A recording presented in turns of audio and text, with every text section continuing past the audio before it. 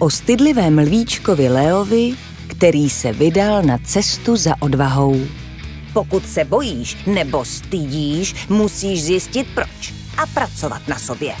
Soustřeď se na to, v čem jsi dobrý, to ti dodá odvahu. Mimořádně důležitý je druhý krok. Popovídat si o naší úzkosti s někým blízkým. Někdy díky tomu zjistíme, že naše obavy byly neopodstatněné. Jindy zase dostaneme dobrou radu, díky které se naučíme své obavy postupně překonat. Není pěkné být takto naštvaný.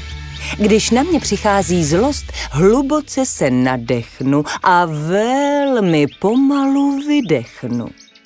Tímto hněv zastavím hned na začátku. Můžeš to vyzkoušet i ty.